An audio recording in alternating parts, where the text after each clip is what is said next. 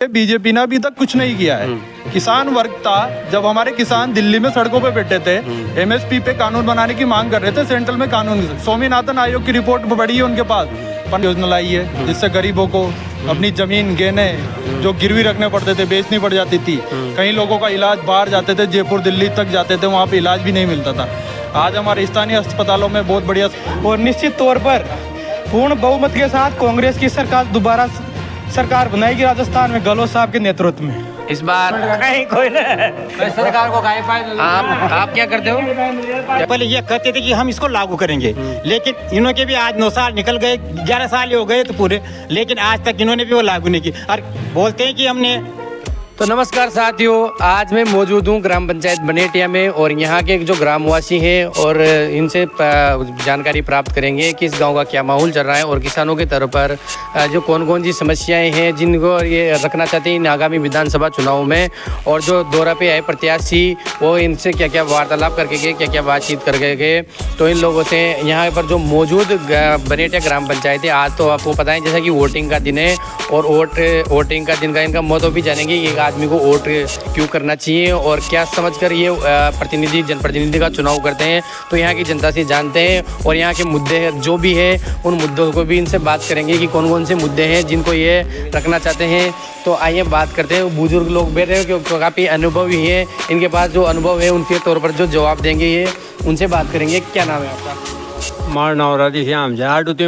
राधेश्याम जी, हाँ, बनेटिया के निवासी हो। हाँ। तो क्या इस बार आपको जो मतदान करते हो तो किस बेस पे क्या सोच के मतदान करते हो?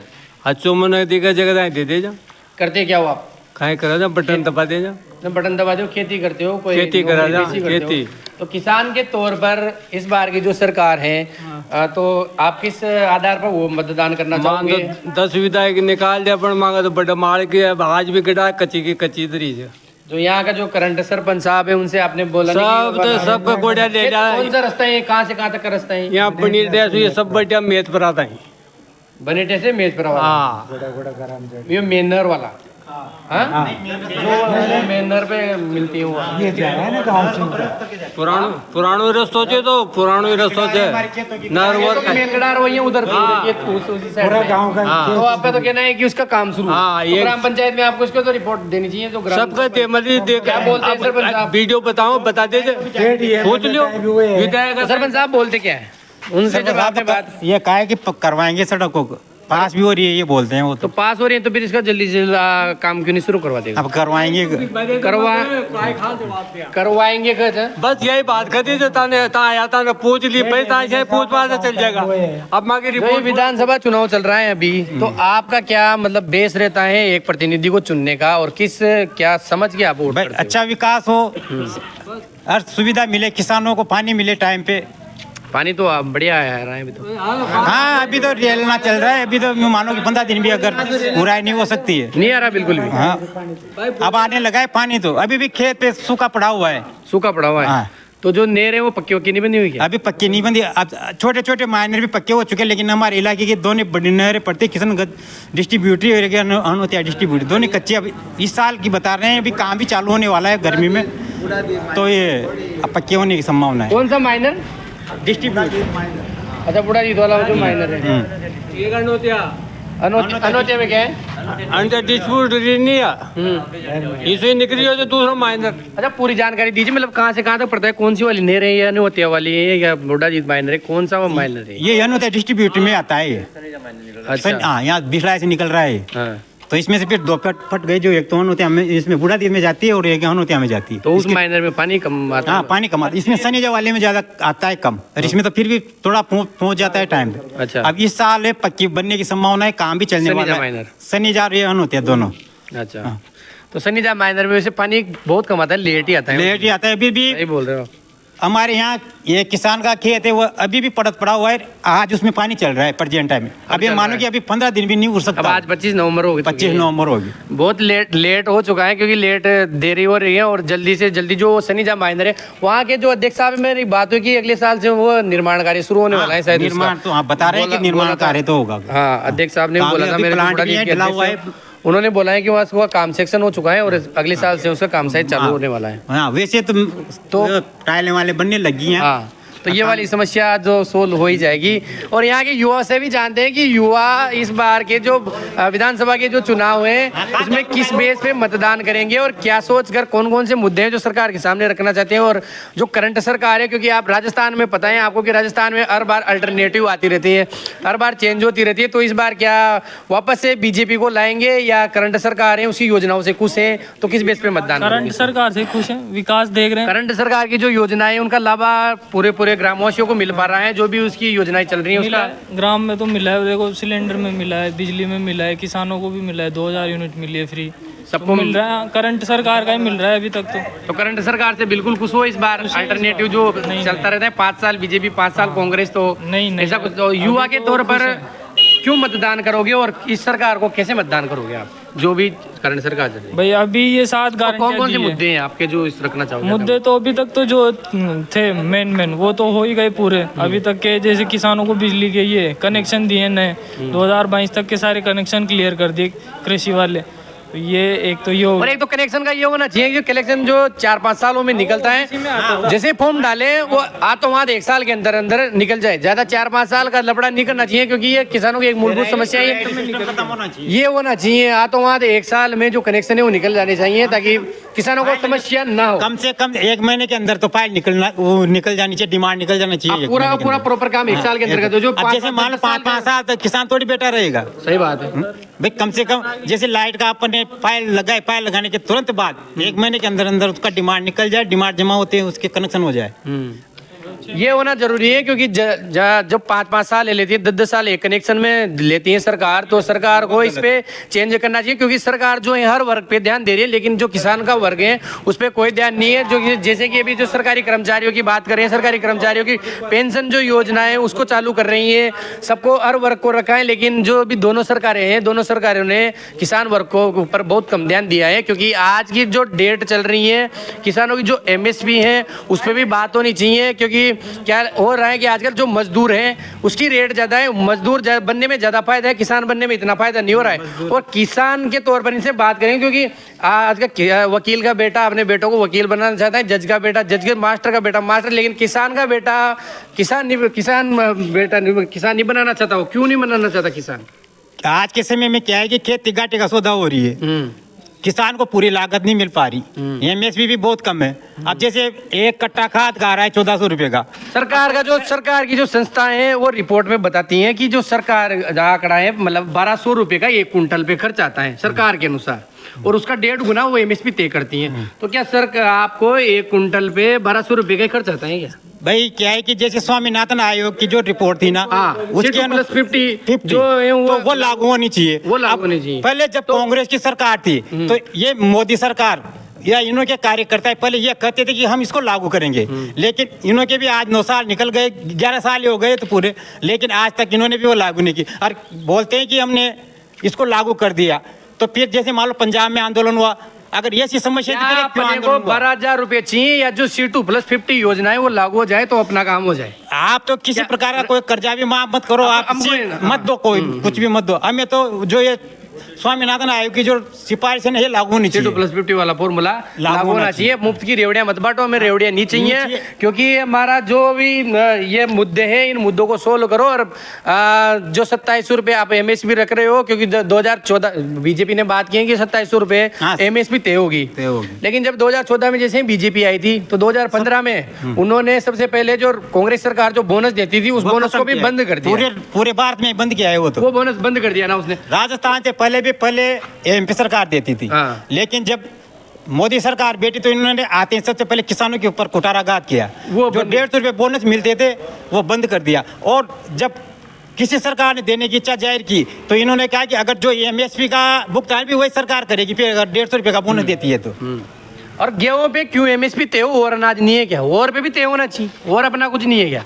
और पे भी खर्चा है, सब पे खर्चा है, तो सबको एक फिक्स रेट पे बिकना चाहिए। गेहूं ही थोड़ी है जो गेहूं ही बेचते हो, सभी चीजें फिक्स रेट। क्या नाम मात्र का खरीदा जाता है यहाँ राजस्थान में तो, और जिसमें विशेष तौर से ये हार्ड होती है। मैंने आंकड़ा देखा वो 6% जो किसान है 90% में 6% MSP पे बेचते हैं और बाकी जो किसान है वो सब मंडियों में बेचते हैं और मंडियों में जब हाथों हाथ अनाज जाता है तो उनका 1900 रुपए 2000 रुपए 2100 टाइम पे अपने कांटे भी तो शुरू नहीं करते, कांटे करते हैं शुरू तो पेमेंट नहीं आता कोई लेट किसी करते प्रकार। अब जैसे मान लो किसी को बच्चे की शादी करनी है, बच्चे की शादी करनी है, किसी को कोई जमीन ज्वारे पे जोते हैं तो उसका मुनाफा देना पड़ता FCI का जो पेमेंट है वो कितना दिनों में आ जाता है? है। FCI आएगा तो आ जाता है 8 दिन 15 दिन में। आपसे FCI का 8-15 दिन में आ जाता है पेमेंट।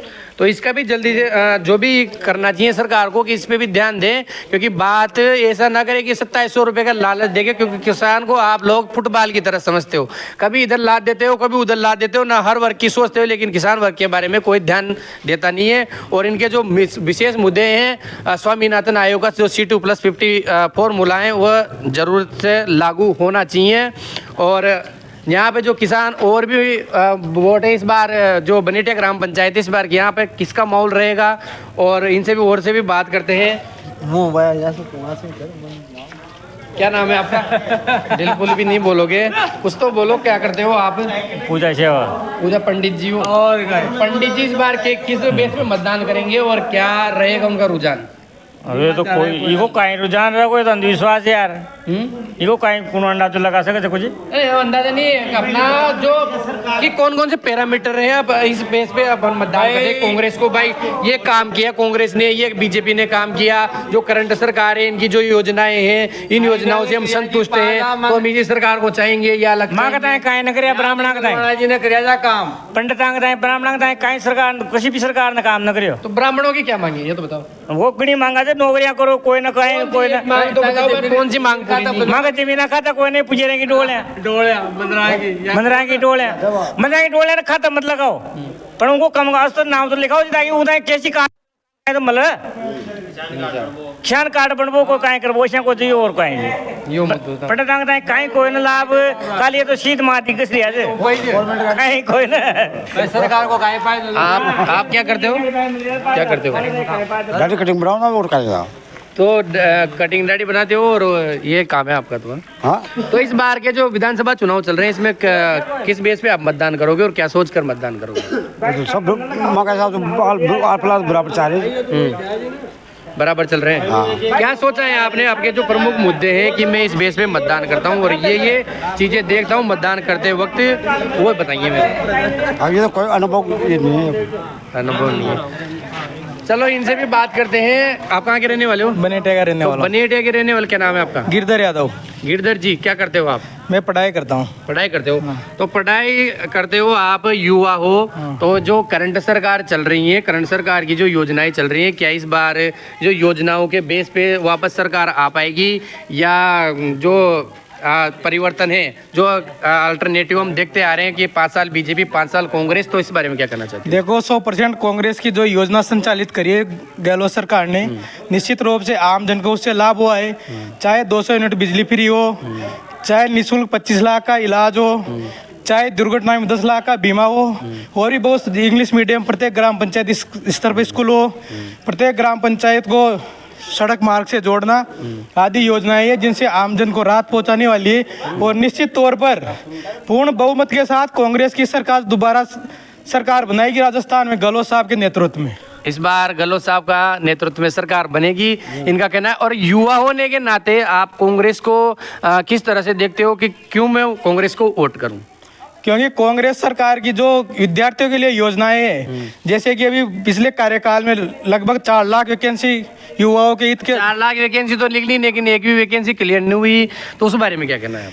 देखो इसमें वैकेंसी में पेपर आउट हुए, इसमें गवर्नमेंट का कोई रोल नहीं है। प्रशासनिक अधिकारी पूरी तरह से क्या है बिके हुए थे, उनके ऊपर जो दोषी पाया गया उनके ऊपर कार्यवाही भी हुई, उनको सस्पेंड भी किया, और दोबारा भर्ती हुई तो उसमें किसी प्रकार का विद्यार्थियों से किसी प्रकार का चार्ज नहीं लिया गया, फॉर्म की फीस नहीं ली गई, किराया उनका माफ किया गया, और सभी तरह से विद्यार्थियों के हितों में काम किया गया है। तो ये सरकार जो कानून है इसके अंतर्गत कानून क्यों नहीं बनाती? और जो आप देख रहे हो अभी जो राजस्थान की जो सरकार है, राजस्थान में आप माहौल देख रहे हो, जो रेप की जो वारदातें हैं, घटनाएं, ये घटनाएं आए दिन डेली अखबार में बढ़ती रहती हैं। आज 7 साल की लड़की के साथ रेप हो गया, 8 साल की। इनके इस बारे में कहना क्या है कि कानून क्यों इतना लचीला है? देखो कानून प्रशासन अपना कार्यवाही कर रही है, कानून अपना काम करता है। जहां भी घटना हुई है, मैं मानता हूं मुआवजा उसका समाधान नहीं है। सरकार को पूरी तरीके से एक कठोर कानून बनाना चाहिए, पर उसके लिए सभी की सहमति से ये काम सफल हो पाएगा और इसके लिए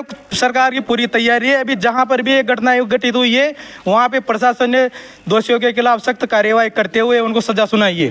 तो इन्होंने तो बताया कि जैसे कि हमारे यहाँ से जो सरकार है, इस बार अल्टरनेटिव सरकार नहीं होगी, इस बार कांग्रेस का बहुमत रहेगा और कांग्रेस ही दोबारा से सरकार बनाएगी। और यहाँ पे स्थानीय और लोग मौजूद हैं युवा के तौर पर, उनसे भी बात करते हैं। क्या नाम है आपका? हरीश यादव। हरीश जी, तो इस बार आपको कौन सा रुझान लग रहा है और आप एज ए वोटर सरकार को विधानसभा चुनाव में क्यों वोट करोगे? जी, हम कांग्रेस को वोट करेंगे और कांग्रेस के पक्ष में मतदान करने के लिए लोगों से अपील करते हैं। क्यों करते हो? कांग्रेस ने बहुत अच्छा काम किया है। कांग्रेस ने सबसे पहले तो चिरंजीवी बीमा योजना लाई है, जिससे गरीबों को अपनी जमीन गहने जो गिरवी रखने पड़ते थे, बेचनी पड़ जाती थी। कई लोगों का इलाज बाहर जाते थे, जयपुर दिल्ली तक जाते थे, वहाँ पे इलाज भी नहीं मिलता था। आज हमारे स्थानीय अस्पतालों में बहुत बढ़िया सुविधा हुई है। आज हमारे माननीय मंत्री जी धारीवाल जी ने कोटा में किडनी ट्रांसप्लांट की सुविधा दी है। उसके अलावा यहाँ पे हार्ट ट्रांसप्लांट के लिए भी सुविधा दी गई है। उसके अलावा भी और भी नया हॉस्पिटल में अभी MBS में नया OPD सुचारू रूप से चालू कर दिया गया है। तो चिरंजीवी योजना एक बड़ा एक्सपेक्ट हो सकता है सरकार के लिए, क्योंकि ये जो योजना है गरीब वर्ग के लिए, क्योंकि इलाज जब कराने जाते हैं तो बहुत पैसे खर्च हो जाते हैं। एक निम्न वर्गीय आदमी, गरीब वर्ग का आदमी इलाज करवाना इतना आसान नहीं है। जो राजस्थान सरकार ने अभी तो बिल्कुल इलाज इतना फ्री कर रखा है कि आपको 5 रुपये भी जो पहले देते थे वो 5 रुपये भी फ्री कर दिया है। वो पर्चियाँ भी बिल्कुल फ्री हो चुकी है।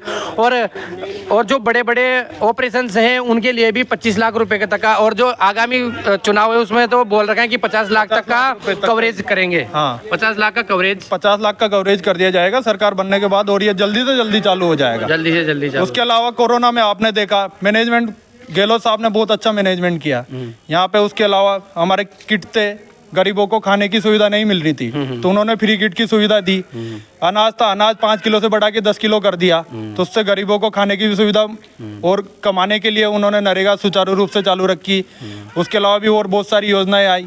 अभी आम आदमी था, मध्यम वर्गीय परिवार जो भी रहते हैं, सिटी में रहते हैं, गांव में रहते हैं, लाइट की सुविधा दी गई है। उसके अलावा किसानों को 2000 यूनिट बिजली, एक बहुत बड़ा काम है। 2000 यूनिट बिजली मिलना बहुत बड़ा काम होता है किसानों के लिए। सिंचाई में बहुत बड़ी सुविधा मिल रही है। उसके अलावा और भी बहुत सारी योजनाएं हैं। तो जो भी मैनिफेस्टो जारी किया दोनों पार्टियों ने, और अपने मैनिफेस्टो में उन्होंने बोला है कि सभी वर्ग को इन्होंने लगभग कवर किया है। तो मेरा ये क्वेश्चन है आपसे कि जो किसान वर्ग है, इस किसान वर्ग को इन्होंने कवरेज जो भी इनका घोषणा पत्र है उसमें कवर नहीं किया है। किसान वर्ग के लिए बीजेपी ने अभी तक कुछ नहीं किया है। किसान वर्ग था, जब हमारे किसान दिल्ली में सड़कों पे बैठे थे, MSP पे कानून बनाने की मांग कर रहे थे, सेंट्रल में कानून, स्वामीनाथन आयोग की रिपोर्ट पड़ी है उनके पास, 15 साल से रिपोर्ट पड़ी है, उस पर क्यों नहीं कार्रवाई हुई? इतने किसान मर गए, 600 से 700 किसान वहाँ पे मर गए सड़कों पे, उनके ऊपर भी कार्रवाई नहीं करी बीजेपी ने। उनको भी वहाँ पे दोषी बता दिया, खलिस्तानी बता दिया, आतंकवादी बता दिया। बीजेपी सपोर्ट आते हिंदू मुस्लिम सिख का मुद्दा उठा दिया, वहाँ पे कोई मुद्दा नहीं था, जबकि किसान का मुद्दा था। कानून थे, कानून एक ऐसे आदमी पे कानून लाए जो USA रहता है, और उसके अलावा वो सॉफ्टवेयर कंपनी चलाता है जिसका खेती से कोई नाता ही नहीं है, उसके कहने पे आप कानून ला रहे हो। कानून में जो कमेटियां बिठाई, बिग बास्केट जैसी कंपनी, अडानी जैसे, वॉलमार्ट कंपनी, ये क्या, ये किसानों के हित की बात करेंगे क्या? और गहलोत सरकार ने 1.5 लाख का कर्जा माफ किया है पिछली बार। किसी भी किसान से पूछ लीजिए, यहाँ पे सबका कर्जा माफ हुआ है, चाहे कोई भी किसान हो, किसी भी पार्टी का हो, सबका कर्जा माफ हुआ नहीं हुआ, आप पूछिए किसी से भी। तो किसान भाइयों का तो ये कहना है कि चाहे मेरा कर्जा माफ मत करो, लेकिन मेरे तो जो C2+50 योजना है, फॉर्मूला है, उसको जल्दी से जल्दी लागू करवाया जाए, क्योंकि किसान मजदूर की आय आज किसान से ज्यादा है। मजदूर जो किसान है, मजदूर बन चुका है, मजदूर की आय ज्यादा हो चुकी है, किसान की आय उस कम है। 86% पूरे भारत में 2 हेक्टेयर से कम जमीन वाले किसान हैं। आप उनकी बात रख लीजिए, उनको क्या मिला है? एक ये बात करते हैं, MSP पे क्यों नहीं कानून बनाते? इतने सालों से पेंडिंग पड़ा है, एक कानून बनाने में क्या जाता है इनका? आप उनसे बोलिए। हम मीडिया के थ्रू या किसी के भी थ्रू बात करते हैं, किसानों की बात करते हैं, कोई सुनता ही नहीं है, क्योंकि किसानों की बात ये करते ही नहीं है, क्योंकि हमसे टैक्स नहीं ले सकते ना, ये हम टैक्स फ्री हैं, हमारे पे ना तो कोई टैक्स है, वेल टैक्स कुछ भी नहीं है। बस एक बात है, किसान है, इनको मुफ्त की बस ये दे दो, 2000 रुपये दे रहे, क्या है 2000 रुपये से क्या, कितना 6000 रुपये महीने में एक कट्टा नहीं आ रहा, हमारे दोनों फसलों का 1 बीघा की बुआई नहीं हो रही 6,000 रुपए में, और देते बड़ी वाहवाही करते हैं हमने 6,000 रुपए दिए किसानों हाँ, को। क्या कर दिया कोई? क्या 6,000 रुपए में किसी किसान का पालन हो रहा है? आप 1 बीघा की जुताई नहीं कर सकते साल भर में 6,000 रुपए से। उससे बढ़िया आप हमको टैक्स में जो फर्टिलाइजर है, पेस्टिसाइड है, उन पे आप टैक्स कम करते ना। आज 18% 28% जीएसटी पे गया। जो दवाई 200 की थी वो आज सीधे 800 की हो गई। और जब केंद्र में इनकी सरकार है, सारे बीजेपी बात करती है, तो केंद्र में जब इनकी सरकार है तो क्यों नहीं योजनाओं को लागू करती और क्यों नहीं स्वामीनाथन आयोग को लागू कर रही है? ये करना चाहिए। स्वामीनाथन रिपोर्ट और स्वामीनाथन आयोग, स्वामीनाथन जी अभी एक्सपायर हुए हैं कुछ टाइम पहले। अभी उन्होंने खेती में और कृषि के लिए बहुत योगदान दिया। बहुत सारी योजनाएं उनकी, जो बहुत सारी पूरी हिस्ट्री थी, उन पे एक भी बात इनके लिए कोई मायने नहीं रखती। बस खेती पे बात करते हैं, आते हैं, हमने ये कर दिया वो कर दिया, जबकि कुछ भी नहीं हुआ ग्राउंड लेवल पे। आज गहलोत साहब ने थे 1 साल में हमारे 3 इंस्ट्रूमेंट खरीदते हैं खेती के ट्रैक्टर पे, उसके लिए वो सब्सिडी दे रहे हैं। आज तारबंदी कराते हो, आपके फसलों को नुकसान कर रहे हैं। सूने जानवर जो भी थे, जंगली जानवर, उनके लिए आज ये तारबंदी की सुविधा दे रहे हैं 40,000 रुपये, और जो छोटे किसान हैं उनको 48,000 रुपये की सुविधा दी जा रही है। उसके अलावा सब्सिडी पे बीज मिल रहा है। अभी आप हर जगह सोसाइटियों में मार्केटिंग में 29 रुपये किलो में बीज मिला है गेहूं का। लेकिन मिला है, उसका जानकारी के अभाव के कारण किसानों को पता नहीं रहता है कि ये बीज कहाँ से ले, कैसे मिलता है, हम को उनका अभाव जानकारी नहीं है। वो जानकारी तो अवेयरनेस के लिए, जागरूकता के लिए आप कौन कौन से कदम ये सरकार को उठाने उनके लिए ग्राम सेवकों को, जो कृषि ग्राम सेवक है, उनको आगे आना चाहिए। जो भी जिस एरिया का है, जिस पंचायत का, उनको आके लोगों को बताना चाहिए कि ST SC के लिए, OBC के लिए, जनरल के लिए इतना कोटा है, इतना बीज आया, वो बताएं। लेकिन क्या यहाँ पे लोग जाते नहीं है, और लोग भी खुद अवेयर नहीं है इस बात से कि हमको वहाँ पे मिलेगा या नहीं मिलेगा। लोग जाते हैं, बस पता करके आ जाते हैं। कुछ ऐसा नहीं है, उनको थोड़ा सा वो लगता है लाइन में कौन लगेगा, कैसे क्या काम होगा, कैसे, तो इसलिए थोड़े आलसी हैं। नहीं तो लोगों को भी ये खुद का भी होता है कि यार मेरे को 2 रुपये बच रहे हैं तो मैं थोड़ी सी मेहनत करूँ। मेहनत भी कम होती है किसानों की, थोड़ी सी ये बात भी है। तो इनसे विशेष बातचीत हुई। इन्होंने किसानों के हित की जो योजनाएं हैं उनको लागू करने का सरकार से आमंत्रण किया है। और इस बार जो रुख चल रहा है, रुख यही चल रहा है कि कांग्रेस जो सरकार है वो वापस से रिपीट होगी, और लोगों का भी यही कहना है कि रिपीट हो, क्योंकि किसानों के हित की जो योजनाएं हैं, लगभग जो कांग्रेस सरकार है वो किसानों के हित में काम तो किया है और काम कर रही है और करेगी। तो यही कहना है इन लोगों का। और देखो, राज्य सरकार के अंदर किसानों के लिए ज्यादा कुछ होता नहीं है। एक अभी बीजेपी ने अपने घोषणा पत्र में लिखा कि हम बोनस देंगे, और वो 6,000 रुपए आते हैं, प्रधानमंत्री किसान वो योजना है उसके 12 कर देंगे। तो हमको ना तो 6 चाहिए ना 12 चाहिए, हमको नहीं चाहिए। आप MSP पे एक पक्का कानून बना दीजिए कि हमारा 2275 रुपए किलो क्विंटल गेहूं बिक रहा है। 2275 नहीं, जो C2+54 मुलायम, वो उसके आधार पर होना चाहिए। उसके आधार पर तो होना ही चाहिए, लेकिन MSP पे भी कानून नहीं बनाते हैं। एक सीधी सी बात, MSP, आप मंडी में माल बेचने जाओ, आपका माल उस रेट से कम नहीं बिकना चाहिए। आज व्यापारी है, अभी सोयाबीन था, सोयाबीन MSP से कम बिक रहा था। सरसों आएगी, सरसों MSP से कम नीचे आ जाएगी। चने आएंगे, चने MSP पे नीचे आ जाएंगे। लेकिन MSP पे भी तो कानून ही बनाते हैं। C2+ फॉर्मूला तो बहुत बड़ी बात है इनके लिए। रिपोर्ट होती है कि MSP पे केवल 10% किसान ही बेच पाते हैं, 90% तो मंडियों में जाते हैं। जाना पड़ता है, मजबूरी है, क्योंकि किसान के पास पैसे की व्यवस्था करनी होती है, दूसरी फसल की व्यवस्था करनी होती है, खाद बीज सब सारी चीजें लाना होता है। किसी के घर में शादी ब्याह सारी चीजें, दूसरे को पैसा देना होता है, आड़तियों को पैसा देना होता है, इसलिए उनको मजबूरी में माल मंडी में बेचना पड़ता है। मंडी में आते हैं आड़ती व्यापारी, सब अपनी मनमानी करके माल को सस्ते दामों में खरीद लेते हैं। और जिनका फायदा है बाद में उठाते हैं, पहले तो माल इकट्ठा करके अब विभाव है। और बात आती है कि एक्सपोर्ट की बात आती है, तो मोदी जी ने कोटा मंडी का माल, बूंदी मंडी का माल, पूरा चावल था यहाँ का पूरा, अपने जो ईरान, इराक वगैरह जो गल्फ कंट्रीज है उनमें जाता था, उनमें बहुत डिमांड थी। आज इन्होंने बैन कर दिया।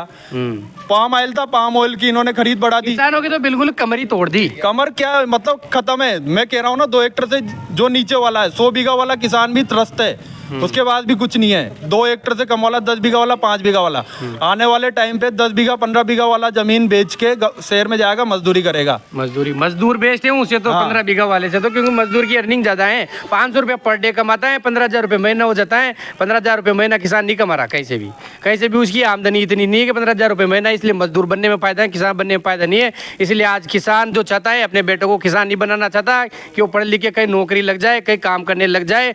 तो जब देश में किसान नहीं रहेगा तो देश की जो लगभग 60 से 70% जो आबादी है वो कृषि पे प्रधान देश है, वो कृषि पे निर्भर है। और कृषि पे जब कानून नहीं बनेंगे तो कैसे देश का सुचारू रूप से व्यवस्था हो पाएगी।